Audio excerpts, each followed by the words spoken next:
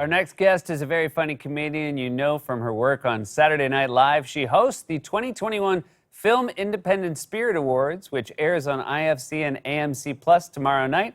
Please welcome to the show, Melissa Villaseñor. Hello, Melissa. How are you? Good. How are you? I'm wonderful. It's nice to see you. There's no SNL this week, or else I would have a chance, I should say, of bumping into you in the hallway. We do share real estate, and you actually creeped into our hair and makeup room when AOC was on the show to get this photo. This is when she was a guest here. You seem very excited, although it should be noted she seems equally excited to make the connection. We're both so excited to meet each other. I love playing AOC, and I freaking love her, you know? That was right before everything hit, you know? And we had a lockdown. Yeah, and you guys did such an incredible job on the show getting through the initial part of the lockdown. And then, you know, it's been nice having you in front of audiences again. Are there any impressions you've done this year that you've particularly enjoyed doing? I mean, okay, so Dolly Parton, of course, and Kevin McAllister. Let's just shout out the second Dolly Parton mention of the night. This is a big night for Dolly on our show. This is not one that I naturally would have thought. Again, I don't know why. I mean, you do Owen Wilson. I don't know why it's weird you do Dolly Parton. You have a wide breadth of skills. Did you know you had a Dolly Parton, or was that something that you found, I don't know, due to request?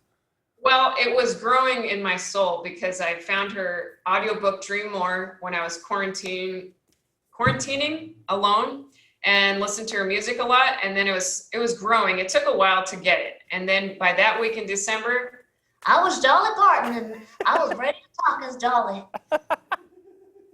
Do you feel like when you do an impression of somebody as positive and as with as warm of a soul as Dolly Parton, do you feel better when you do an impression of someone like that? Always. Whenever I'm doing the impressions of people that are so light and joyful, it cures me. It heals me. So Dolly is one, you know, she's always so positive.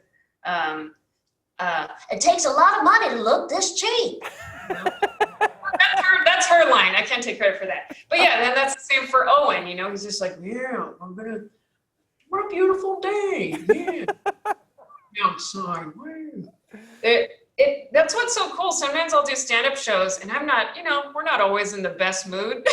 But when I go up there and I do those impressions and bits, I'm changed. I always feel so happy. And that one was special to do Dolly because it was Christmas time and, you know, she's becoming the queen of Christmas. So it was really great to be myself up on Update and do that impression and sing. That's great. I can't say it, but when she was here after her interview, she said the dirtiest joke to our entire audience. That was so charming and funny, and I will never forget it. And I'm going to tell you it when this is over. But you mentioned that comedians are not always so cheerful. You are also an artist, and you sort of do sketches and whatnot, and this might be a good example of how comedians are not always the most cheerful. There's that one. Yeah, I mean, we're hanging on to hope, you know?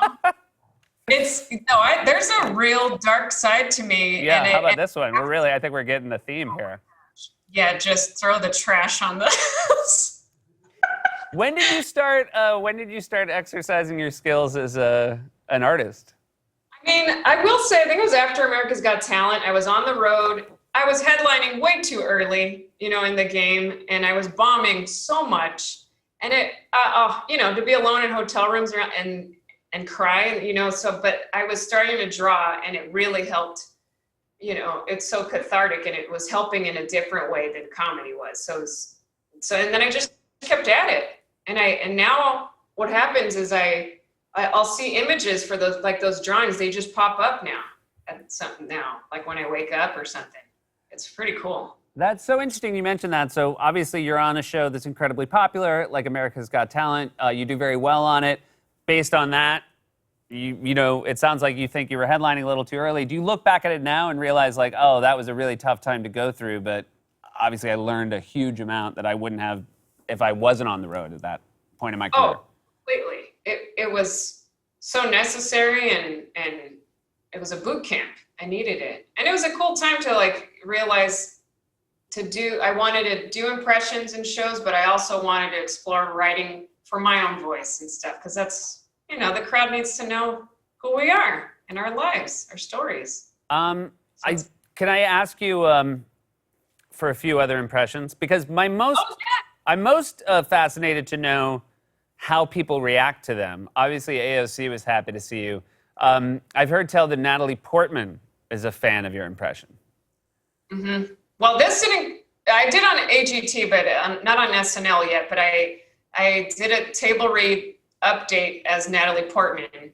And she came up to me after and she was like, "Thank you so much. No one's ever impersonated me before. And I always thought that I had nothing special. I thought I thought I was kind of boring, but thank you." So she likes her impression. That makes me happy. You know who else does too is Ana Navarro. She loves it. I've played her a few times on The View. And it's funny, I can hear her voice when she messages me on Twitter or something. She's like, "You can make fun of me whenever you want. I love it. I love laughing. See, as Latinas, we can laugh at things. Unlike Trump, who can't laugh at anything, who has no good sense of humor." I heard you have a Kristen Wiig as well. I don't think I've ever heard of Kristen Wiig. Oh, I do Kristen Wiig. Whoa! Whoa! I love to play Kristen, and I'm just the best. I don't know. Yeah, that's my Kristen. I think I auditioned with the silly bit about of Kristen Wiig about to go skydiving, and she's just in the plane like, I changed my mind. I'm scared. I don't want to go. Because then I'll get stuck on a cloud and I'll have to become an angel. Wow. That one is, I like want to call Kristen and make sure she still has her soul. Hey, it is just great to see you, as always. Thank you so much for making time for us, Melissa. And very exciting. So I know you've already filmed your monologue for the Independent Spirit Awards. You must be excited to see it all come together, though. I'm so excited. I'm very proud of doing that. It's an honor, and I felt like I want to do more hosting, and I would love to with the crowd because it's fun. You get to share everything. You get to, I did impressions and singing and myself as a monologue. It was just like, oh, I want to do more. It was so fun, and I hope people enjoy. I can't wait to see it. I can't wait to watch the end of this SNL season, and I look forward to seeing you soon in person. Yep. Good to see you, Seth. The Film Independent Spirit Awards air tomorrow night on IFC and AMC+. We'll be right back with more Late Night.